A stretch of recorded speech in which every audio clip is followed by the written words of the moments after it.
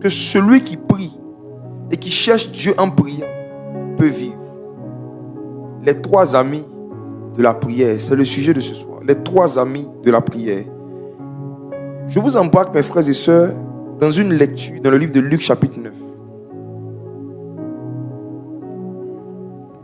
C'est l'une des histoires les plus étranges dans le ministère de Jésus. Luc 9, verset 28. L'homme pas des caisses et m'lord des caisses et bras de vie. Anaïs, tu es là? Bonsoir. Est-ce que tu peux m'aider à faire la lecture à partir du verset 28?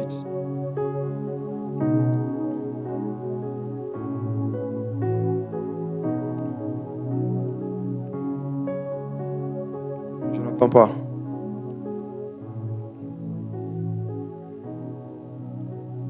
Bon, je n'ai pas de retour, je ne pourrais pas suivre. Donc, laissez-moi faire la lecture moi-même. Donc, Luc chapitre 9, verset 28. Je vais lire. Environ 8 jours après qu'il lui dit ces paroles, Jésus prit avec lui Pierre, Jean et Jacques. Et il monta sur la montagne pour prier. Pendant qu'il priait, l'aspect de son visage changea et son vêtement devint d'une éclatante blancheur. Avant d'aller plus loin, je vais vous faire remarquer déjà que Jésus doit prier. Mais il prend avec lui combien de personnes? 3. Les 3 amis. Regardez ceci. Jésus avait l'habitude de prier et de faire certains types de prières au sol, à terre, à Gethsémani, en surface plane. Mais il y a un jour où le Seigneur Jésus a décidé de faire des prières, mais sur une montagne.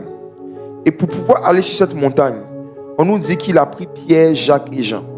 J'aimerais dire à quelqu'un ce soir qu'il y a une différence entre prier dans la vallée et prier sur une montagne. Il y a une différence entre prier dans la chair et prier en esprit.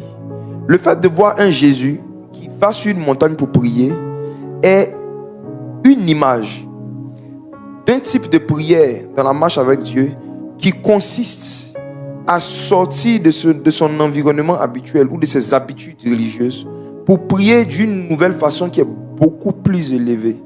La montagne, en fait, est l'image de quelque chose de haut, quelque chose qui est en hauteur. Vous voyez? Donc, Jésus qui monte sur la montagne est un Jésus, en fait, qui va un peu plus haut, qui se place beaucoup plus haut avant de s'adresser au Père. Mes frères et sœurs, j'aimerais vous dire que dans cette saison et en 2026, nous devons monter sur la montagne pour prier. Nous devons élever notre niveau de connaissance de Dieu pour prier. Nous devons élever nos temps de jeûne pour prier. Nous devons élever le temps que nous passons à rendre grâce à Dieu et adorer Dieu pour prier. Nous devons monter sur la montagne de l'action de grâce. Nous devons monter sur la montagne du jeûne. Nous devons monter sur la montagne des longues prières. Nous devons monter sur la montagne de la méditation. Nous devons monter pour prier. Mais Jésus est monté avec 3 réalités. Pierre, Jacques et Jean. Et pendant qu'il priait, l'aspect de son visage changea. Ses vêtements devinrent d'une éclatante blancheur. Et voici, 2 hommes s'entretenaient avec lui. Pas 2 anges, 2 hommes, Moïse et Élie, qui apparaissaient dans la gloire, parlant de son départ qu'il allait accomplir à Jérusalem. Je vais commencer à donner des sujets de prière à partir d'ici. Nous allons commencer à prier très sérieusement. Frères et sœurs, Jésus monte sur la montagne. Ensuite, il se met à prier. Et de 1, on passe à 3. Les apôtres et les disciples qui étaient là, qui observaient cette scène de prière, ont remarqué qu'à Jésus est venu s'ajouter 2 autres personnes, Moïse et Élie. Moïse et Élie. Pourquoi? Parce que Jésus était en train de prier avec une certaine intensité. Voici l'une des vérités profondes qu'on peut retirer de cette histoire et qui sera mon premier sujet de prière. Vous savez, il est impossible de pouvoir avoir une intimité réelle avec Dieu sans comprendre la loi et les prophètes. Celui qui ne comprend pas la loi et les prophètes ne pourra pas comprendre la grâce. La loi est venue par Moïse. La grâce et la vérité sont venues par Jésus-Christ. Le fait que Jésus est en train de prier devant ses disciples, et pendant qu'il est en train de prier, Moïse et Élie viennent devant les disciples. Il y a plusieurs messages que Dieu voulait donner aux disciples. Et parmi les messages, il voulait leur dire, si vous voulez avoir une certaine intensité de prière, il y a des entretiens que vous devez avoir avec la loi et les prophètes. Il y a des échanges et des compréhensions de la loi et des prophètes que vous devez rechercher. En fait, pour faire beaucoup plus simple, nous, les disciples de Jésus, nous devons prier pour que Dieu augmente notre capacité de comprendre la loi et les prophètes. Nous devons prier pour que Dieu augmente nos capacités de comprendre l'Ancien Testament. En fait, nous devons prier pour que Dieu augmente notre capacité de comprendre pourquoi Moïse avait dit certaines choses et Jésus est venu dire le contraire. Pourquoi est-ce que Élie a fait certaines choses et Jésus est venu faire le contraire? Nous devons prier pour mieux comprendre la loi et les prophètes. Pourquoi? Parce que sans la compréhension de la loi et des prophètes, on ne connaîtra pas la valeur de la grâce. Vous allez voir que le Seigneur Jésus, à plusieurs reprises, on va le voir dans les jours qui vont venir, il donne un enseignement et il finit par « car c'est la loi et les prophètes ». Il dit par exemple « faites pour les autres ce que vous voulez qu'on fasse pour vous ». Car, il n'a pas dit « car c'est la grâce ». Faites pour les autres ce que vous voulez qu'on fasse pour vous, car c'est la loi et les prophètes.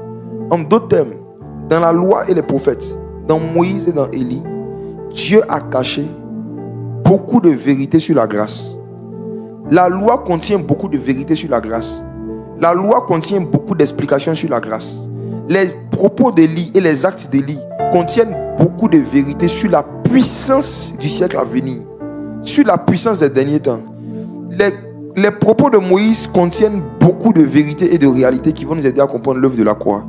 Beaucoup de disciples et de chrétiens fuient l'Ancien Testament. Quand ils doivent lire la Bible, beaucoup évitent certains livres de l'Ancien Testament. Combien parmi vous aiment méditer Lévitique? Combien arrivent à méditer Nombre? Combien prennent plaisir à lire Deutéronome? Beaucoup de croyants fuient Moïse. Ils fuient Genèse, Exode, Lévitique, Nombre, Deutéronome. Beaucoup de croyants préfèrent pendant des années rester uniquement dans les épîtres. Mais ce que beaucoup de croyants ne savent pas, c'est que ceux-mêmes qui ont écrit les épîtres se sont inspirés des écrits et des propos des prophètes et de l'Ancien Testament. Nous sommes dans une saison où voici le premier sujet de prière pour lequel nous devons prier. Seigneur, ouvre notre esprit pour que nous puissions mieux comprendre l'Ancien Testament. Simplement, Seigneur, ouvre notre esprit pendant cette saison de jeûne. Que notre capacité de te voir, de voir Christ dans Moïse, de voir Christ dans Élie, de voir Christ dans les livres de l'Ancien Testament augmente. Prions pour demander à Dieu qu'il illumine notre intelligence, qu'il illumine les yeux de nos cœurs, afin qu'on puisse voir davantage Christ caché dans l'Ancien Testament. Que nous puissions mieux comprendre même les enseignements de Jésus à la lumière de ce que nous comprendrons dans l'Ancien Testament. Prions pour cela. Priez pour cela. L'ombra de que se prendo si la handas cave.